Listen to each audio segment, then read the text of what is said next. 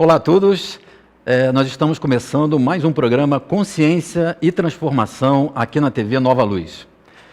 O nosso programa toda sexta-feira de 11 a meio-dia, ao vivo, onde você pode, no segundo bloco, fazer as perguntas, as suas dúvidas, perguntar sobre as dificuldades e problemas que você tenha. Não é preciso que você fale sobre ou pergunte sobre o tema que a gente vai abordar na primeira parte. Você pode fazer qualquer tipo de pergunta dentro da área do comportamento, da psicologia. Nós vamos ter aqui o maior prazer em responder a você, estar nessa conversa com você.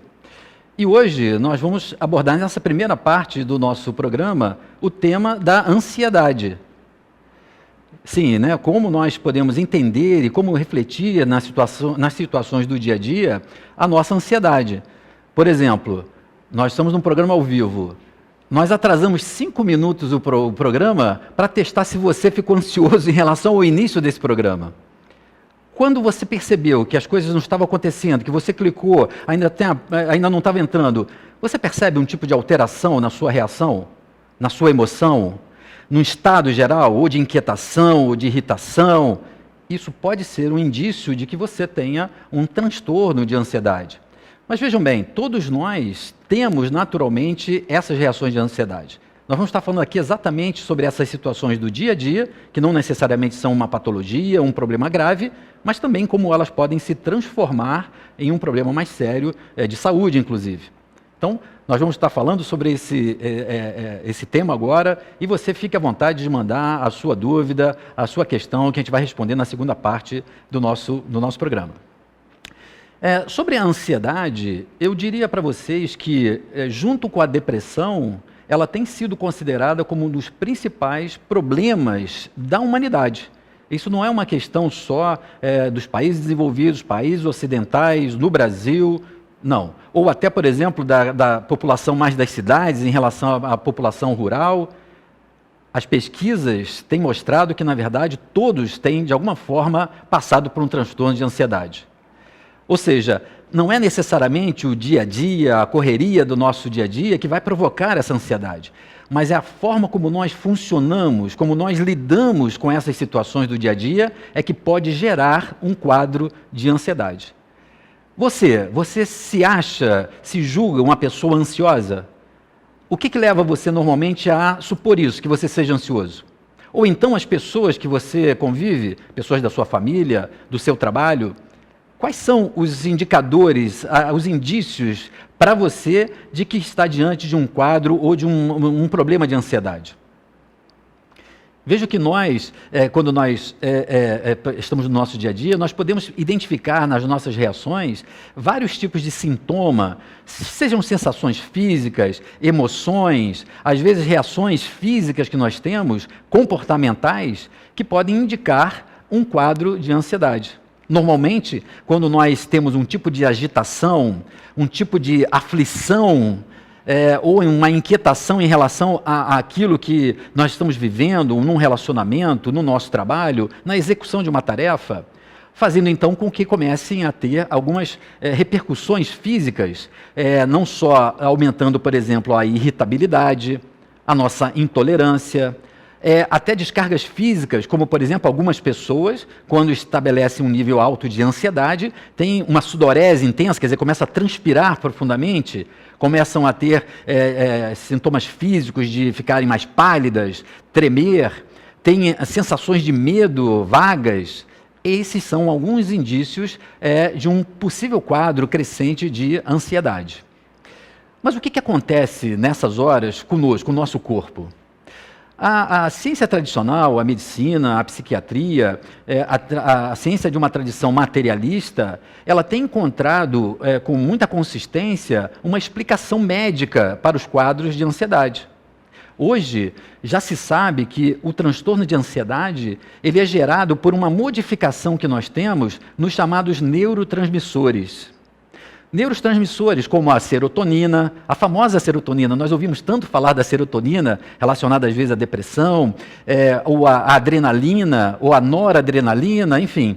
Essas palavras são esses chamados neurotransmissores. E é exatamente um problema na movimentação, na dinâmica dessa bioquímica cerebral que vai gerar e vai estar no fundamento da explicação médica dos principais transtornos psicológicos ou psiquiátricos, dentre eles a ansiedade. Nós sabemos, por exemplo, que no caso da ansiedade, há normalmente uma modificação da adrenalina e da noradrenalina, que são neurotransmissores que são responsáveis pelo nível de atividade, de ação, de enfrentamento e de energia do enfrentamento das situações. Você já parou para observar que quando você está ansioso, você tende a ter uma aflição em relação a uma agitação, a querer fazer mais as coisas ou fazer mais rápido? É porque está havendo um estímulo no seu corpo no sentido de você empreender essa ação de uma forma mais efetiva, mais forte.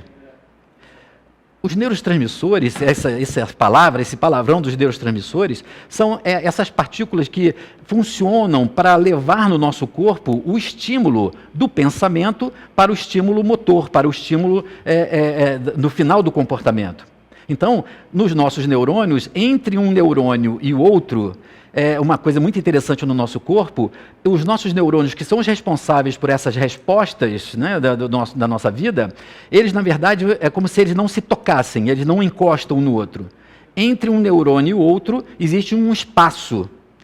Na hora que a gente pensa e comanda o corpo para fazer um movimento qualquer, por exemplo, quando eu estou aqui fazendo um movimento da mão, ou um movimento de fala, um neurotransmissor manda esse comando para o outro neurotransmissor.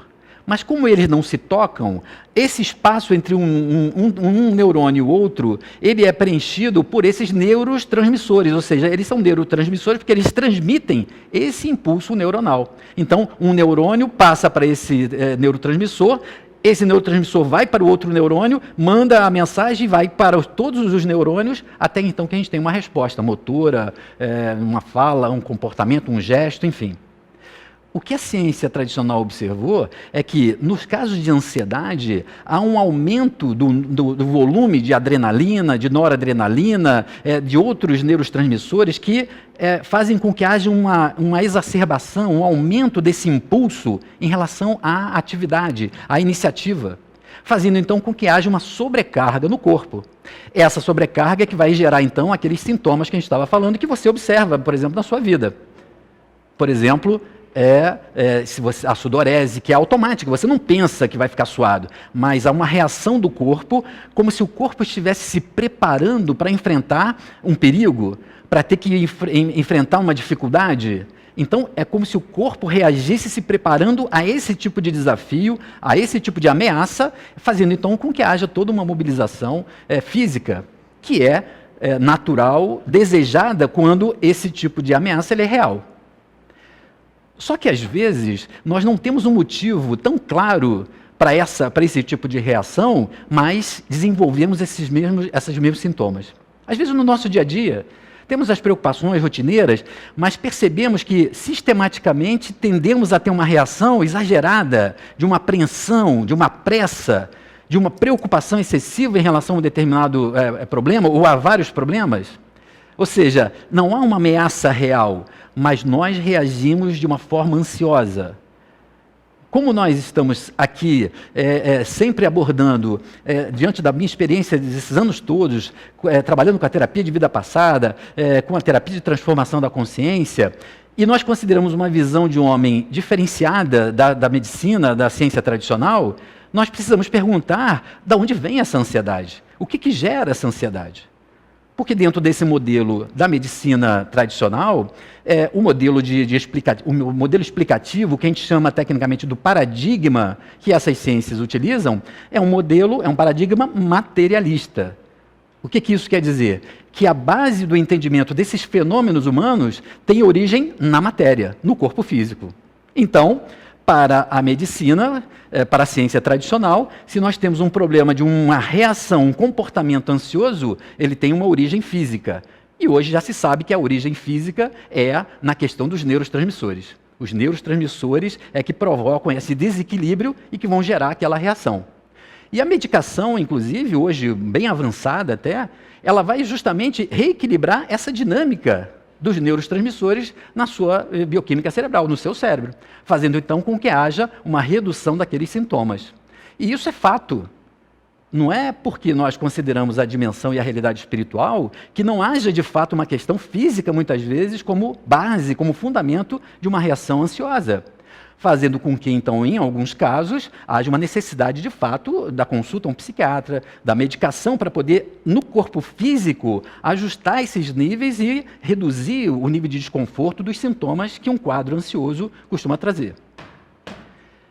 Mas a pergunta que não quer calar, a pergunta que nós fazemos é: mas o que é que causa esse desequilíbrio dos neurotransmissores? Porque se na ciência tradicional nós consideramos que a causa da ansiedade é um problema dos neurotransmissores, e aí a medicação atua nessa causa, reequilibrando os neurotransmissores, a minha pergunta é: mas o que é que causa em alguns indivíduos esse desequilíbrio? Em outros não. Ou seja, quando nós começamos a ver o homem, a considerar o homem numa dimensão mais ampla, considerando a dimensão espiritual, considerando essa dimensão mais inconsciente, nós vamos ver que o que faz com que um indivíduo desenvolva um quadro mais ou menos ansioso é um tipo de padrão mental, é um tipo de pensamento, uma forma de funcionar que acaba gerando o problema dos neurotransmissores.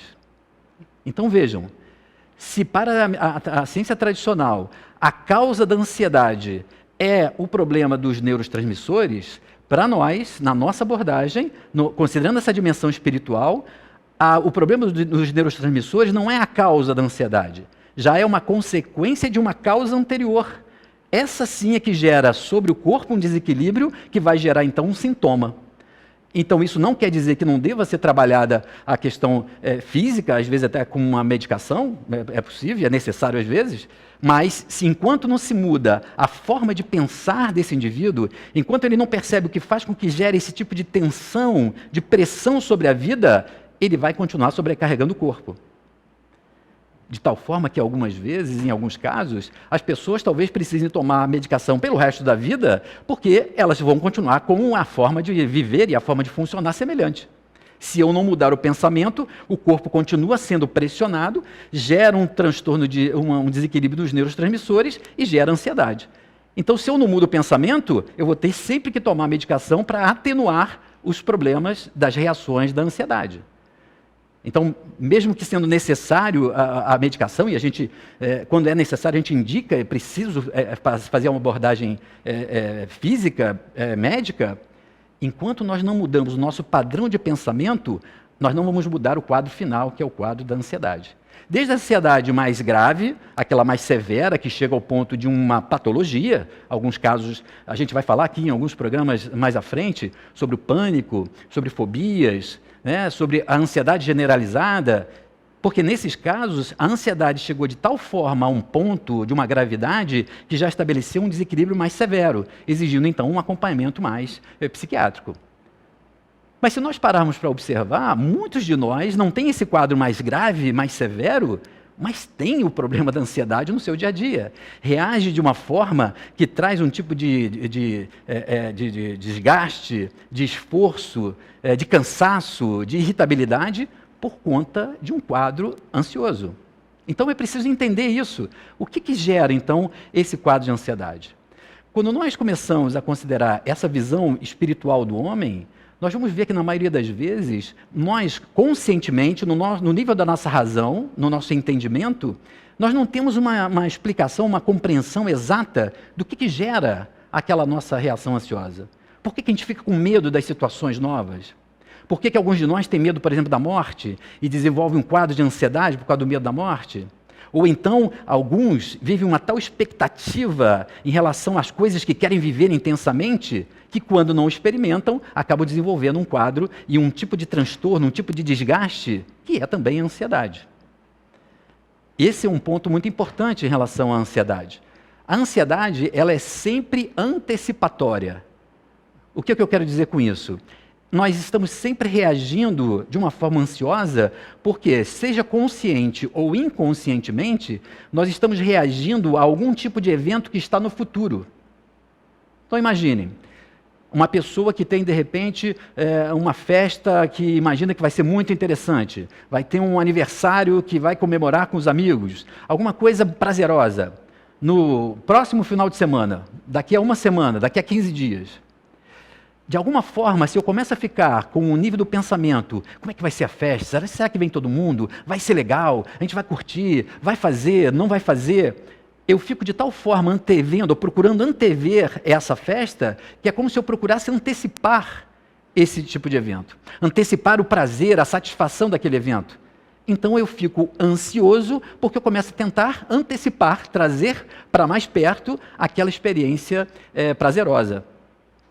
Às vezes, na verdade, é muito frustrante, porque quando chega a festa não é boa, no dia era um churrasco e choveu, o nível de frustração ele é muito grande, porque a gente alimentou uma expectativa e dimensionamento que às vezes é muito maior do que a realidade em si. Só que outras vezes, essa antecipação do futuro é em relação a uma coisa ruim. Então, se a gente tem, de repente, uma cirurgia para fazer, que pode ser mais delicada, temos um concurso, uma prova do concurso que é vital para a minha carreira, vou ter uma entrevista de emprego, vou ter uma conversa difícil com a minha família, enfim. A possibilidade de nós vermos uma situação que a gente antevê no futuro, que pode ser desagradável, faz com que a gente comece a viver o que vai acontecer naquele momento, o que vai acontecer depois dele. E então a gente começa a desenvolver uma série de reações por conta dessa antecipação, gerando então um quadro que nós chamamos de ansiedade. Só que algumas vezes, eu estou dando aqui exemplos que são assim mais palpáveis e que você, então, que está nos assistindo aqui no Consciência e Transformação, pode inclusive começar a pensar e a perceber. O que me gera mais ansiedade? Será que então eu estou antecipando, eu estou muito nesse futuro? Porque, na verdade, quem vive de ansiedade vive muito mais no futuro do que no presente. Esse é um grande ponto, é um ponto vital em relação à ansiedade. Nós estamos muito mais vivendo no futuro, procurando ou evitar alguma coisa ruim do futuro, ou tentar trazer uma coisa que a gente julga boa do futuro, fazendo então com que a gente não consiga desfrutar o presente. Fazendo então com que a nossa consciência, o nosso pensamento esteja de tal forma nesse futuro, que deixamos de aproveitar coisas importantes, até na construção desse futuro, daquilo que a gente pode estar vivendo agora. É claro que isso não quer dizer que a gente não possa e deva pensar no futuro, se planejar, se preparar para eventos difíceis ou mais desejar os que são bons, mas quando a gente vive ou procura viver muito intensamente essas situações, a gente se desconecta do presente. A gente se descola, fica muito mais nessa expectativa do futuro do que no presente, fazendo então com que haja uma reação que muitos de nós vai chamar de ansiedade. A questão é que muitas vezes, como eu falei aqui em exemplos mais palpáveis, você pode identificar em que situações o que normalmente gera esse tipo de ansiedade. E você pode começar a trabalhar isso. Por que eu estou então tão já naquela festa e não estou aproveitando aqui o convite, a preparação, a minha vida de modo geral? Isso já ajuda você a reduzir a ansiedade. Só que, algumas vezes, algumas pessoas, elas têm essa reação, mas elas não conseguem identificar o porquê que elas reagem dessa forma. Por que invariavelmente, apesar de não ter nada que possa ser palpável e concreto, elas têm essas reações que a gente está falando? Reações de aflição, sempre de uma pressa, de uma inquietação. Isso pode afetar, por exemplo, o sono, com certeza acaba afetando as relações, os relacionamentos com as pessoas, mas a gente não consegue identificar o que é. Nesses casos, eu tenho observado ao longo desses anos que o motivo está não em alguma coisa concreta do nível da realidade objetiva, mas de algum tipo de crença, algum tipo de medo, algum tipo de padrão de comportamento inconsciente que essa pessoa tem, que faz com que ela reaja no corpo físico dessa forma. Então imaginem, se eu tenho uma crença inconsciente, ou seja, eu tenho algo dentro de mim que acredita que se eu não planejar bem as coisas, elas podem dar errado, e se derem errado, eu vou sofrer. Às vezes, um pensamento como esse, e que está a nível inconsciente, ele tem uma tal força no nosso psiquismo, que quando a gente está numa situação, sem se dar conta disso, mas numa situação no nosso trabalho, por exemplo, que a gente percebe que tem muitas variáveis, que a gente não consegue controlar, que a gente não tem certeza de qual é o desfecho, é como se a gente fizesse uma leitura desse cenário, é como se o nosso psiquismo interpretasse isso como algo que vai confirmar aquela crença. Qual é a crença? Se eu não planejar tudo, vai dar errado, e se der errado, eu vou sofrer muito.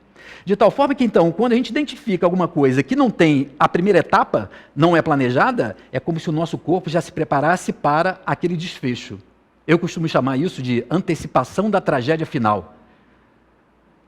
Ou seja, nós estamos reagindo a uma tragédia, a um acontecimento que nós não temos visão dele, provavelmente não vai ocorrer, mas se a gente acredita inconscientemente que é assim que vai acontecer, o nosso corpo reage como se assim fosse. E isso é que é muito estranho para as pessoas, mas que medo é esse? Como nós consideramos a hipótese da reencarnação, quer dizer, o conceito da reencarnação, sendo nós espíritos, seres espirituais que estão num processo de crescimento, de evolução, ao longo de várias encarnações, evidentemente, em algumas dessas situações do nosso passado, nós vivemos situações que tiveram esse tipo de desfecho, onde, por exemplo, tomamos decisões que deram numa consequência ruim para nós, para outras pessoas. Isso pode ficar de tal forma em algumas pessoas registrado no nosso psiquismo que nós então reencarnamos, não temos a noção dessa crença, não nos damos conta disso, mas aquele pensamento, aquela carga está lá. Então, diante de hoje, sem lembrar disso, mas diante de uma situação que é semelhante àquela do passado, nós nos preparamos para reagir como se fôssemos passar por aquele tipo de problema. E o nosso corpo, ele reage. Então, esse problema que nós estamos reagindo, não é que ele seja irreal. Ele só não é concreto, ele só não é material, mas ele é real porque é um medo e um temor que nós estamos repetindo de uma situação que nós já vivemos no passado. Pode ser, então, em função do medo, alguma coisa do medo de passar por alguma coisa. Então, por exemplo, o medo da morte. Eu atendi há pouco tempo uma cliente, uma senhora, que a partir de uma determinada idade começou a desenvolver um alto nível de ansiedade, porque ela começava a pensar do momento da morte, do que ia acontecer. Mesmo tendo uma visão espírita da vida, ela questionava, e se não for assim?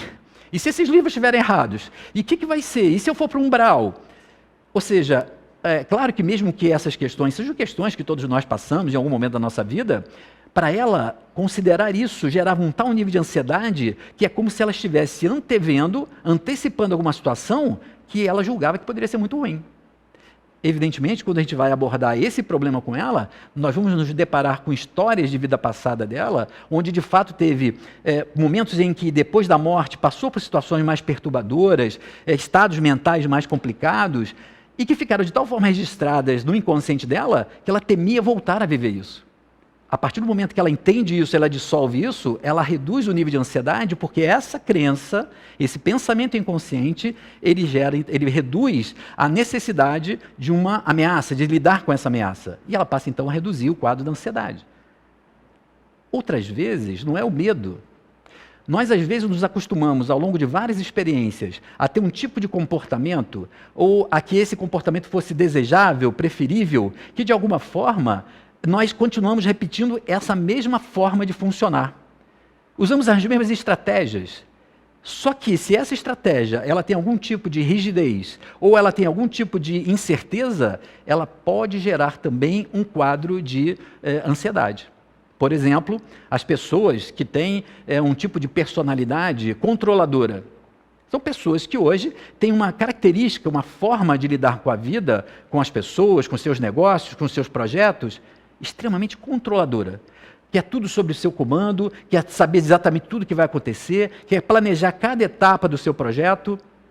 Vejam que não há nenhum problema nisso, mas se eu tenho uma crença ou uma impressão de que se eu não tiver esse controle vai ser ruim, eu vou ter um resultado negativo, ou que só assim é que eu consigo um resultado positivo, na medida que hajam alguns problemas nesse passo a passo, nesse meu projeto, eu começo a desenvolver um tipo de desespero, de aflição, porque parece que eu não vou conseguir o melhor resultado, porque estou perdendo o controle da situação. Outras pessoas, além da questão do controle, é quando elas começam a perceber que não alcançaram um nível de satisfação na vida que elas julgaram que era necessário, que era razoável para elas. Queriam então, eu tive um cliente alguns anos atrás que ele falou assim, meu projeto de vida era, com 45 anos, eu quero estar morando no lugar tal e quero ter uma Mercedes A200, o nome da Mercedes, um carro, Mercedes 200. E ele estava com 39 anos, prestes a fazer 40 e não tinha essa condição. Ele começou a desenvolver um tal quadro de ansiedade, por quê? É como se ele não fosse conseguir realizar e satisfazer aquilo que para ele era importante. trazendo então uma sensação de frustração, de fracasso, que gerava a mesma ansiedade. Ele ansiava em experimentar e ter aquelas coisas que ele julgava que seriam fundamentais para a felicidade dele. De alguma forma, não tendo, ele entra então num quadro como se ele tivesse que viver isso de qualquer maneira, desenvolvendo um quadro de ansiedade. Vejam, não um quadro de ansiedade grave, patológico, que exigisse algum tipo de medicação naquele caso, mas um caso que lhe gerava um desgaste, um tipo de sofrimento, um tipo de conflito por conta de um ajuste dos valores da vida que ele colocava para a sua própria existência. Muitas vezes é só quando a gente toma consciência dos valores, daquilo que realmente tem sido motivo para a nossa vida, é que nós vamos ver que tem alguns desses objetivos que precisam ser revistos, porque senão nós vamos gerar algum nível de ansiedade. Então vejam, o tema nós podemos falar aqui vários programas, eu quis trazer uma pincelada sobre ansiedade, para que vocês possam entender e a gente possa ter uma visão, nessa visão de um homem, considerando a dimensão espiritual, onde está a origem da sua ansiedade? O que você deve, então, começar a observar dessas suas expectativas que geram um quadro que não fazem necessariamente com que aquilo que você deseja aconteça, ou aquilo que você tema não aconteça. O que a gente precisa é perceber isso, estar cada vez mais presente para poder ter recursos de enfrentar as coisas difíceis e também desfrutar das coisas boas que nós temos pela vida. Ok? Nós vamos estar agora fazendo um breve intervalo. Desse intervalo, logo depois desse intervalo, nós vamos responder as perguntas, vocês podem estar encaminhando para o chat, que eu vou responder a todos. E um detalhe, antes da gente ir para o nosso break. Nós temos agora no chat um recurso do YouTube chamado Superchat. Você pode então clicar no Superchat, você faz uma doação para a TV Nova Luz e para a obra assistencial de Casa de Maria Clara, que é a obra assistencial aqui da TV, e você tem o destaque da sua pergunta e com isso eu fico com mais facilidade para poder responder a sua pergunta. Depois eu explico melhor, nós vamos para um breve intervalo e voltamos para responder a sua pergunta. Ok? Até mais!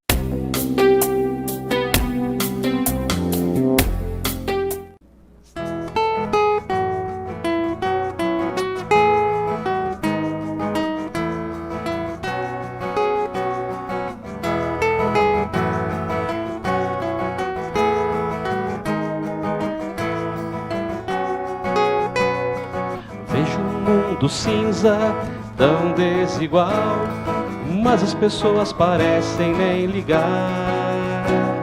Não sentem o amor, permitem a dor, maltratam uns aos outros, se acostumar a viver nesse caos. Mas ainda há esperança, esse mundo irá melhorar. Depende de nosso querer.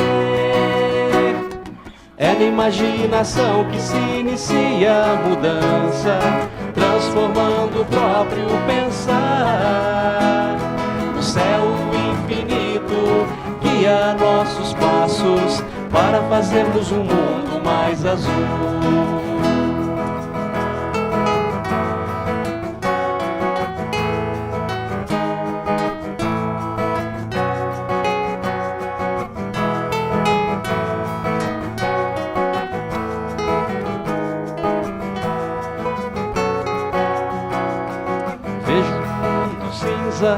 Tão desigual, mas as pessoas parecem nem ligar.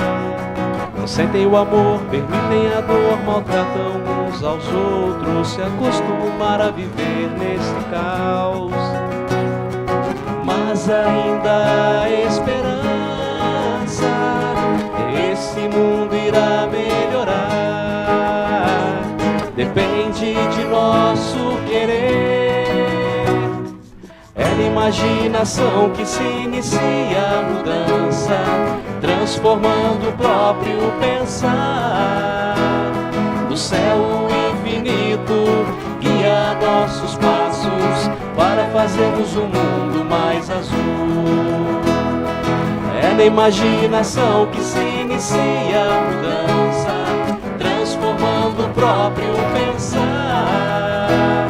Do céu infinito nossos passos para fazermos um mundo mais azul, para fazermos um mundo mais azul, para fazemos um mundo mais azul.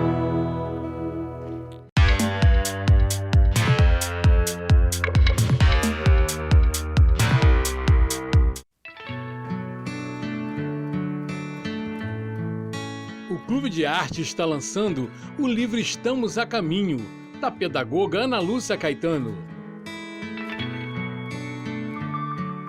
Vale a pena conferir esta belíssima obra. Ligue 0 Operadora 21 3017 9800. Acesse loja.clubedearte.org. Clube de Arte, a arte espírita a serviço do bem.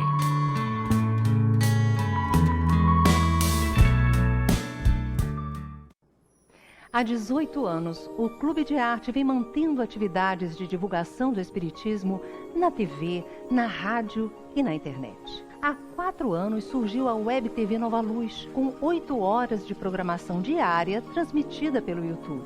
Programas ao vivo com interatividade pelo WhatsApp e participações internacionais via Skype, musicais, entrevistas, documentários, programas dedicados aos jovens e muito mais.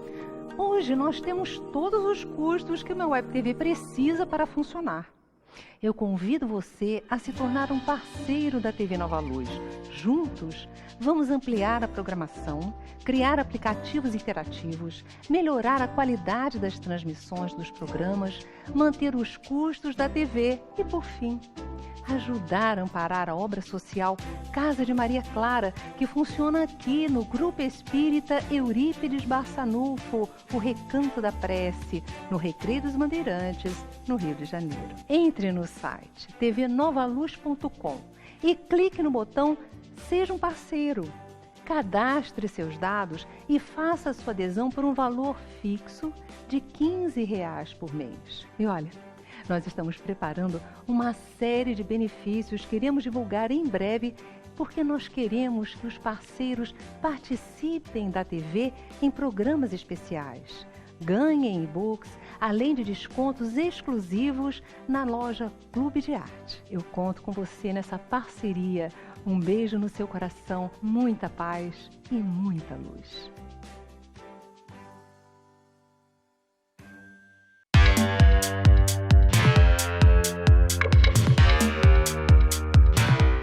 Na primeira parte, eu falei um pouco sobre a questão da ansiedade, uma visão que considera a dimensão espiritual da ansiedade, e agora nós estamos respondendo às suas dúvidas, às suas perguntas, que, como eu falei no primeiro bloco, não precisam necessariamente ser sobre o tema. O tema é uma escolha que eu faço de uma programação pelos temas de interesse das pessoas que querem que a gente aborde, querem entender e aprofundar o entendimento sobre essas questões. Mas a sua pergunta pode ser sobre qualquer tema relacionado à questão da psicologia, do comportamento, da espiritualidade, que é onde a gente pode estar ajudando a esclarecer, a debater, a refletir sobre alguns desses pontos. Você pode entrar no chat do YouTube e fazer a sua pergunta. São muitas contribuições, são muitas perguntas, então eu vou passando aqui ao vivo, nosso programa é ao vivo. E agora, como eu falei, nós temos essa possibilidade que o YouTube disponibilizou do Superchat. É uma possibilidade de você clicar, tem logo ali um ícone, onde você pode fazer uma doação, é uma doação que vai para a obra assistencial da TV Nova Luz, a Casa de Maria Clara, que atende a crianças da comunidade, enfim. É onde você paga um valor que você quiser e com isso destaca aqui a pergunta e fica mais fácil de eu poder responder a sua pergunta. Mas eu estou respondendo aqui na medida do possível, vamos ver aqui as contribuições e as perguntas que vocês estão mandando para a gente acrescentar o nosso programa. Enfim, pessoal parabenizando, obrigado. Rosana Caruso, rindo aqui, dizendo que eu não perco a oportunidade de ensinar alguma coisa com a questão do atraso da entrada. Não foi de propósito, né? Nós tivemos um pequeno problema técnico no sinal, mas é isso, né? Ou seja, se nós observarmos e aproveitarmos as situações do dia a dia, podemos observar como, às vezes, uma situação simples como essa, compreensível, às vezes, porque a gente tem a questão da tecnologia, nos surpreendemos, às vezes, com detalhes, como nos deixam em um estado de expectativa que várias pessoas aqui colocaram. Teve uma que está assistindo, que coloca aqui que estava com dificuldade de acessar, porque ela estava tentando no PC e no celular ao mesmo tempo. E olha a ansiedade, ela falou, ela começou ansiosa. Estava tentando no celular e no computador. E ainda está no trabalho, não podia deixar que ninguém visse que ela estava assistindo o programa. Então, ou seja, uma situação altamente ansiogênica, né, que a gente chama de gerar ansiedade, porque a gente tem essa expectativa de poder favorecer tudo que pudesse controlar. Marta Holanda, tudo bem, Marta? Percebemos que todos nós somos bastante ansiosos. No meu caso, tem a sudorese horrível, tudo para mim é uma ameaça. Como você, Marta, várias pessoas têm esse tipo de reação, seja da sudorese, do tremor, da aflição, às vezes com efeitos no sono, porque essa sensação de uma ameaça, veja, provavelmente você não tem uma ameaça real, mesmo que tenha algumas questões que você possa imaginar que pode ser um problema ou uma doença, mas essa sensação de uma ameaça permanente, como se estivesse rondando, ela gera esse estado, muitas vezes, sem a gente poder identificar o que realmente é essa ameaça.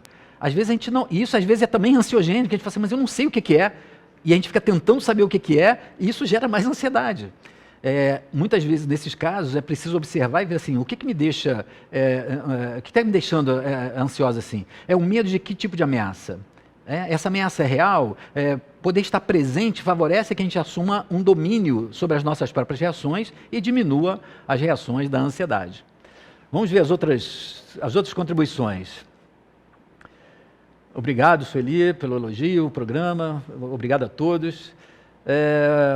Por que hoje, a Karine Gomes, por que hoje tantas de nós estamos sentindo distúrbio de ansiedade? Obrigado pela TV, mando um abraço aqui para o pessoal do Eurípides Barçanufo, obrigado, Karine. Por que atualmente nós estamos sentindo cada vez mais sintomas e reações da ansiedade? Existem dois motivos que eu considero, na minha experiência, que são básicos nessa sua pergunta. O primeiro deles é que cada vez mais nós entendemos sobre esse tipo de transtorno.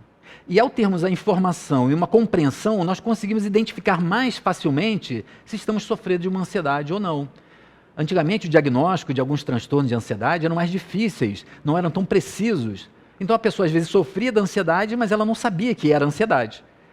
O conhecimento, o esclarecimento, como a gente faz aqui agora, faz com que algumas pessoas falem assim, não, então eu sou ansioso. E isso aumenta as estatísticas e a sensação do que realmente a gente atravessa. Essa é a primeira explicação. Mas a segunda explicação, ela vem do momento que nós estamos vivendo. Nós, às vezes, pensamos no momento muito contextualizado no nosso país, na nossa cidade, no nosso estado, que atravessam problemas, né, tanto na nossa cidade, no nosso estado, no nosso país, aqui no Rio de Janeiro, no Brasil todo. Nós atravessamos dificuldades que aumentam o nosso nível de insegurança, de incertezas. Mas vejam, não é um problema do Rio de Janeiro, do estado do Rio de Janeiro ou do Brasil. Nós temos aqui pessoas que estão assistindo no Brasil todo e no mundo todo. Esse é um problema global. Nós estamos atravessando um momento da humanidade onde os nossos valores antigos, a forma como a gente via a vida, está sendo revista. A crise é uma crise mundial, e não é uma crise só econômica, como a nossa, que é mais forte, mas no mundo todo, nós estamos atravessando uma crise de valores espirituais. E então, esse transtorno de constatar uma mudança faz com que a gente se sinta inseguro. Por quê? Porque nós não temos certezas. As certezas que nós gostaríamos de ter para nos sentirmos seguros, elas são uma ilusão, porque as coisas estão mudando, há uma modificação permanente no mundo e nós não conseguimos antever para onde ele vai. Mas temos a certeza que somos nós que estamos construindo essa mudança, porque espiritualmente é esse grupo de espíritos do planeta que está demandando uma mudança de valores. Para que a gente vive? Por que a gente então foca em algumas coisas que agora já não tem tanto valor? As crises nos levam a esse tipo de reflexão. Então hoje, como nós estamos vivendo no mundo todo um momento de crise de valores, nós tendemos a desenvolver e a perceber a nossa incerteza sobre a vida, sobre o futuro, fazendo então com que a gente desenvolva alguns sintomas ou aumente a percepção do sintoma da ansiedade. Na minha visão, é isso que ocorre na sua pergunta. Excelente pergunta, obrigado. As mudanças hormonais, Ana Mota, as mudanças hormonais devido à idade podem gerar uma crise de ansiedade onde os sintomas vão crescendo? Sim, Ana Mota, sim. Essa visão nossa de homem, uma visão que considera a dimensão espiritual, ela tem um entendimento que é importante que a gente faça. Ela é uma visão do ser como um ser amplo, um ser espiritual, que tem não só os seus níveis de consciência, mas também o seu corpo físico. Não é como se eles fossem entidades estanques. Nós consideramos esse ser e essas dimensões físicas, espirituais, psicológicas, elas estão interligadas e são interdependentes. Ou seja, questões físicas podem gerar desequilíbrios emocionais e marcas espirituais, como também padrões mentais e espirituais vão gerar um desequilíbrio no corpo físico.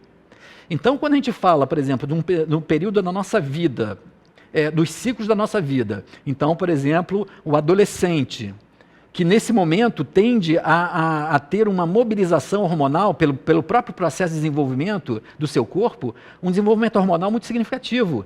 Isso tende a gerar um tipo de inquietação, de irritação, que é compatível com aquela movimentação hormonal.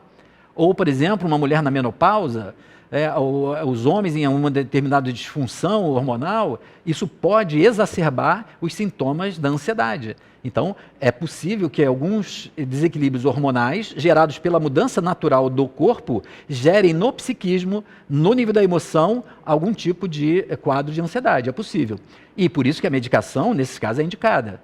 Mas, na minha experiência, mesmo nesses casos, nós vamos ter normalmente um tipo de padrão mental, uma forma de funcionar que potencializa esse desequilíbrio hormonal. Com essa visão, onde a gente considera a realidade física, emocional, psicológica, espiritual, social, alguns problemas mais complexos exigem uma atuação para a superação em vários desses níveis. Não adianta só no médico, não adianta só fazer terapia, como também às vezes não adianta fazer só o tratamento espiritual. Algumas dessas dificuldades podem demandar atuações e tratamentos em várias dimensões ao mesmo tempo. Agora, como saber? Não tem como saber, Ana Mota, porque para cada um de nós a composição é diferente. Então, para uns é mais espiritual, para outros é mais físico, para outros é uma combinação, normalmente é uma combinação. Então, a gente tem que estar atento e observar a nossa realidade e ver o que é necessário para que a gente possa buscar um tipo de equilíbrio, um tipo de maior estabilidade na nossa vida. Mas obrigado pela sua pergunta, muito boa.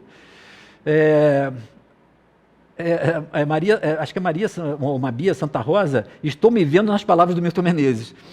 Como é muito comum, como eu falo muito da realidade que nós vivemos no dia a dia, a gente se identifica, porque percebemos como nessas reações nós vemos em nós e quem está ao nosso lado constantemente, porque estamos movidos por essa adequação ainda do nosso pensamento na nossa vida diária.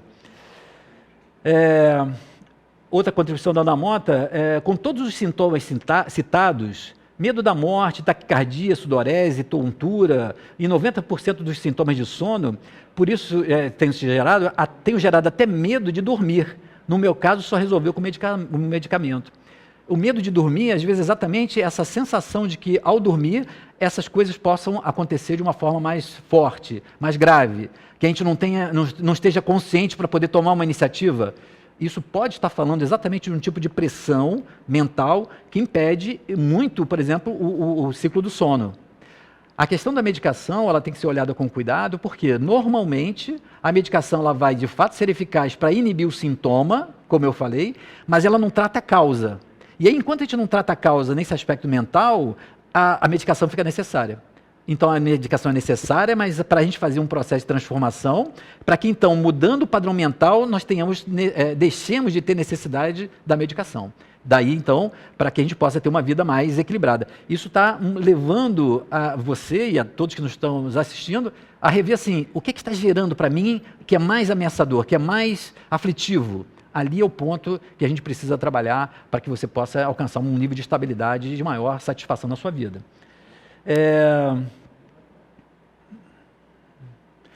Estava tão desgastante e pesado para mim que desisti de aconselhar. Eu me achava responsável pelo sucesso alheio. Então vejam, Evelane, muitas vezes, né, Evelane, quantos de nós não acaba gerando um quadro de ansiedade porque a gente começa a ver, é tão óbvio para a gente, né, que se o outro modificasse, se ele fizesse, deixasse de fazer, se ele facilitaria tanto a nossa vida, ele seria tão mais feliz. Só que nós não temos esse poder de levar à modificação do outro. Nós podemos sugerir, podemos persuadir, podemos ensinar, mas a mudança efetiva de um comportamento do outro, ela está no outro. E aí, se eu fico com essa necessidade de me sentir responsável pela mudança do outro, eu posso desenvolver um quadro de ansiedade. Alguns quadros desses, não sei se é o seu caso, mas enfim, alguns casos mais graves, nós chamamos disso do padrão do salvador. Nós adquirimos uma atitude diante das pessoas como se nós tivéssemos a obrigação e o papel de salvá-las. E aí, se ela não está modificando, parece que é a nossa responsabilidade, que nós é que estamos falhando. E aí gera uma ansiedade, um desgaste, um sofrimento muito grande. Mas é que nós não somos os salvadores de ninguém, apesar de podermos ajudar as pessoas. Eu costumo dizer uma coisa, ninguém muda ninguém. Mas é muito difícil mudar sozinho. Ou seja, a mudança é da pessoa, mas nós podemos ajudá-la ao processo de mudança. Isso você pode fazer, mas a mudança ela é pessoal e intransferível. Ederson, Milton, como enfraquecer em nós esses condicionamentos milenares que nos causam tanta ansiedade? Ederson, a primeira dica, né? Eu sou meio contra as dicas. Um dia eu vou falar ainda sobre as dicas aqui. Eu vou dar 3 dicas para a gente lidar com as dicas, porque as dicas são um problema. Porque a primeira forma de a gente começar a contornar isso é identificar as situações que normalmente geram em nós a ansiedade. Você vai poder observar, para poder identificar e começar a desmontar esses condicionamentos milenares, esses automatismos, principalmente assim, em que tipo de situação na minha vida eu costumo ter esse tipo de reação? É com algum tipo de pessoa? É mais no campo da família, no trabalho, em situações que eu tenho que tomar decisões? É quando parece que as pessoas não estão fazendo o que eu quero? Quando a gente começa, então, a identificar, a gente pode, então, fazer um distanciamento e falar assim, peraí, mas o que parece que eu estou querendo? Por exemplo, as pessoas não estão fazendo o que você acha que é melhor. Não estão fazendo do seu jeito. É nessa hora, eu falo assim, mas peraí, por que eu estou assim irritado? Eu não estou ansioso? Elas têm que fazer do meu jeito? Como eu posso fazer para que elas possam ser convencidas ou mostrar dessa realidade? E aí, então, esse distanciamento, identificando as situações, já nos ajuda a tirar a força desse condicionamento, esse automatismo. Porque esse automatismo, ele vem, como eu falei, de um medo, de um sentimento, ou então porque parece que é a coisa certa a ser feita. Só que deixa a gente prisioneiro, deixa a gente refém desse quadro de ansiedade. Então, a primeira coisa é poder identificar em que situações e o que parece que, no fundo, a gente quer com aquela situação, com aquela reação. Nós vamos ter um programa mais à frente que eu vou falar sobre essas partes nossas. É como se fosse uma parte sua, como todos nós temos, uma parte sua que naquela hora quer de um jeito. E você reage porque parece que você está refém daquela parte que quer que seja daquela forma, que tem medo de uma determinada situação. E a gente fica refém dessa parte. Então é preciso olhar para essa parte e falar assim, o que ela quer? Ela que vai tomar conta da minha vida? Não. Nós vamos falar num programa mais à frente sobre como a gente pode fazer isso no nosso dia a dia. Ok? Obrigado. Os elogios. Como vencer esse medo do futuro? Estou sempre achando que estou atrasada nas coisas. Nós estamos num dia a dia de tantas informações e tantas demandas que nós não nos convencemos ainda de que não vamos conseguir dar conta de tudo. Quando a gente, hoje, por exemplo, as redes sociais, nós colocamos, participamos do Facebook, colocamos uma rede de amigos e a gente não consegue mais acompanhar as postagens. Por quê? Quando a gente vê, um já colocou, a gente já perdeu, a gente tenta achar a última, nós estamos com uma tal gama de informações e de demandas que a gente fica com a sensação de que seria possível dar conta disso tudo. Vocês talvez não tenham ideia a quantidade de clientes que eu tenho tido ultimamente que estão sofrendo de quadro de ansiedade por conta das redes sociais. Não por conta das redes sociais em si, mas a forma e a sensação de não estar acompanhando, de estar desatualizada, tem a ver com essa sensação de controle, de estar perdendo alguma coisa e talvez alguma coisa importante. A questão do medo do futuro normalmente tem um outro aspecto. É o medo do futuro porque a gente teme que o futuro possa ser incerto, possa ser ameaçador, possa ser tão novo que eu não esteja preparado. Normalmente uma sensação de que nós não teremos a capacidade de lidar com as situações que estão por vir. Então a gente fica numa ilusão de que se a gente souber o que vai acontecer, a gente se prepara. Isso é uma ilusão, primeiro porque normalmente a gente não sabe o que vai acontecer. E outra é desconsiderar que nós, na nossa vida, sempre temos os recursos necessários para o enfrentamento dessas situações. Não quer dizer que são situações fáceis, normalmente são situações desafiadoras. Mas essas situações desafiadoras são o aprendizado necessário que a nossa alma necessita. E aí, quando a gente fica ansioso ou com medo, a gente perde a oportunidade de perceber o que aquela situação está tentando me ensinar. Quando a gente começa a ter essa perspectiva de qual é o aprendizado, o que está me estimulando a aprender, eu consigo ter uma outra relação, não só com aquilo que é novo, o inusitado, mas também com o futuro. Porque a gente está, eu costumo dizer isso, a gente está na vida certa, na melhor vida que a gente tem. A vida que a gente pode realmente começar a fazer diferente daqui para frente. Vamos ver, nós temos muitas perguntas. Eu não consigo responder rapidamente, porque eu me demoro também, né? Enfim, mas temos muitas perguntas. Vamos ver aqui. Como lidar com o meu lado controlador? Em algumas situações que me geram ansiedade extrema, eu não tenho como resolver a situação porque não é minha. Elizabeth, é verdade. Esse aqui é o problema. Nós temos uma tendência a achar que temos que ter o controle da situação para garantir um resultado, mas muitas vezes o resultado depende da participação, da mudança, do comportamento de outras pessoas, do governo, da sociedade, enfim, não está nas nossas mãos. E a gente fica com aquela impressão de que se as pessoas fizessem, se a gente conseguisse controlá-las ou convencê-las, tudo seria melhor. Só que isso é muito difícil, porque cada um tem a sua perspectiva de vida, os seus valores, e exigindo então um tipo de mudança na forma como nós nos relacionamos com isso. Porque senão a gente vai ser tomado pela ansiedade. E pior, se a gente ficasse pela ansiedade e resolvesse, a gente num dado momento aliviaria. Mas como essa questão do controle só evidencia que nós não temos esse controle amplo sobre as coisas, nós ficamos num círculo vicioso, num looping permanente. Eu costumo dizer que é um looping que tem um contador. Cada volta que a gente dá, aumenta 1. 1, 2, 3, 4, 5. Daqui a pouco nós estamos com uma ansiedade que a gente nem sabe por quê. Muitas vezes, porque a gente está tentando controlar alguma coisa que não está nas nossas mãos. Normalmente é um desafio para o aprendizado de quê? Da aceitação, da flexibilidade. Não quer dizer que a gente tem que abrir mão do nosso ponto de vista em relação às pessoas, ou à sociedade, ou ao governo. Não é abrir mão do nosso ponto de vista, mas é reconhecer que nós não temos o poder suficiente para mudar, não apenas pela nossa vontade. É preciso todo um trabalho, ou então de a gente compreender que naquele momento é impossível, ou muito difícil que a gente consiga fazer valer a nossa opinião, o nosso ponto de vista. Eu costumo dizer que a gente precisa aceitar que o outro é diferente, mas não precisamos concordar com ele. Nós podemos discordar, mas aceitando que o outro tem uma visão diferente, tem um comportamento diferente, tem um conjunto de valores que é diferenciado. Quando a gente começa a perceber isso e se relacionar dessa forma mais flexível com essa aceitação, o nosso nível de ansiedade abaixa. Por quê? Porque nos convencemos e não vamos estar buscando algo que é impossível. Imaginar que todos vão fazer do nosso jeito. Eu tive um cliente que ele falava isso. Não quer dizer que eu queira tudo do meu jeito. Mas o que eu posso fazer se o meu jeito é o melhor jeito? O meu jeito é o melhor jeito. A gente sempre acha que o nosso jeito é o melhor. E a gente fica querendo imprimir nas pessoas, no governo, na empresa, o nosso jeito. Mas isso faz com que a gente fique num ciclo, num looping de ansiedade que pode trazer alguns problemas graves para a nossa saúde física, emocional e também nos nossos relacionamentos.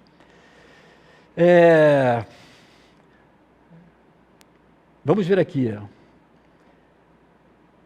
Bom dia, a Patrícia Bertolotti. Bom dia. Esse sintoma pode ser do espírito, digo inconsciente?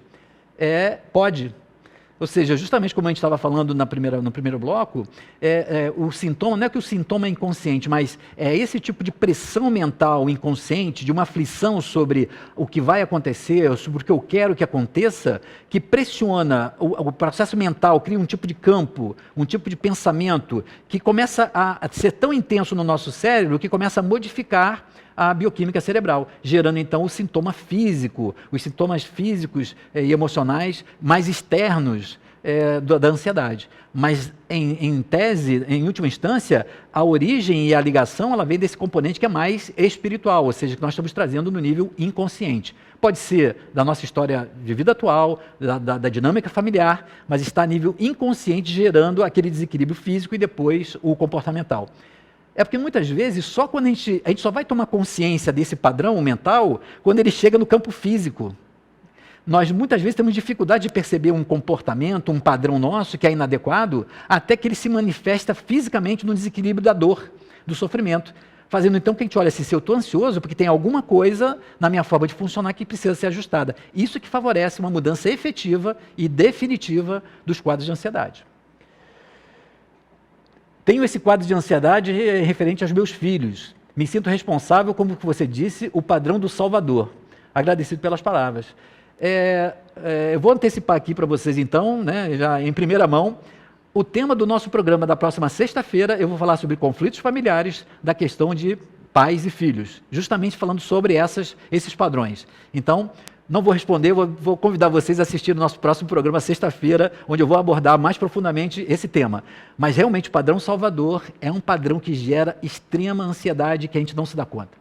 Parece que a gente está fazendo bem, né? Alguns espíritas ficam achando que como querem fazer o bem ao outro e o outro não está vendo, se sentem na obrigação e gerando um desgaste e que muitas vezes não leva de fato a uma mudança, a uma melhora do outro. Então, nós vamos falar um pouco mais profundamente sobre o padrão do Salvador. Muito bom, estou aprendendo muito, porque essas perguntas são a maioria das minhas. Ok, é isso, né? A Leda, Cláudio de Paula, minha ansiedade já me levou a perder relacionamentos, amizades e oportunidades. Qual é a hora certa de buscar um especialista? Excelente pergunta. Quando a ansiedade, tem uma ansiedade que é positiva? Tem uma ansiedade que é positiva.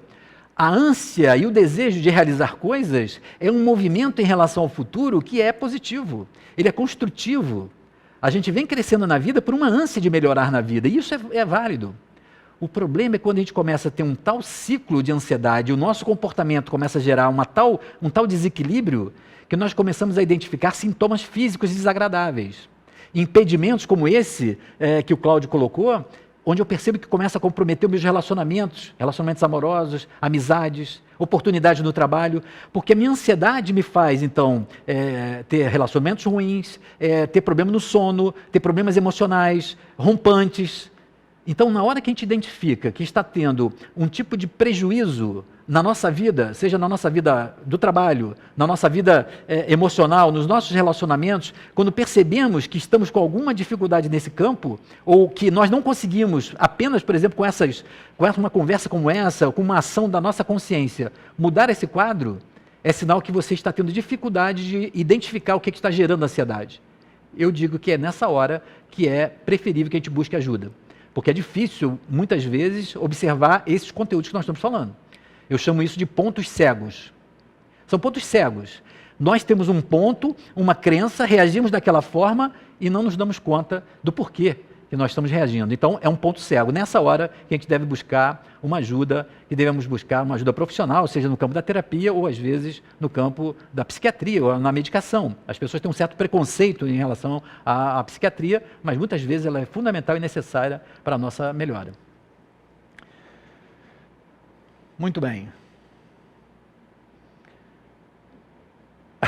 A Rosana Caruso está dizendo assim: professor, acho que você está ficando ansioso por estar recebendo tantas perguntas. Rosana, a gente comentava aqui antes no intervalo que uma das coisas, e eu tenho consciência disso, de, por exemplo, falar muito rápido, né? Alguma coisa que é por conta dessa ânsia de trocar, de passar alguma coisa, de responder as perguntas, fazendo com que também a gente possa se deparar com um quadro de ansiedade, mas que deve ser observado, que deve ser trabalhado para que ele não me tome, né? E, como eu falei, me traga algum tipo de prejuízo, né? Mas obrigado pelas perguntas de vocês. Nós estamos encerrando essa parte das perguntas, e eu queria então encerrar o nosso programa fazendo como eu sempre vou procurar fazer, trazendo uma história para vocês, uma história de reflexão que vocês possam levar para a reflexão do seu dia, na sua semana. Na história de hoje, já que nós estamos falando sobre ansiedade, eu queria falar sobre o drama do tempo. É uma lenda, um conto que dizia que o tempo, ele começou a ficar muito ansioso, porque ele começou a perceber, o tempo, que tudo dependia dele.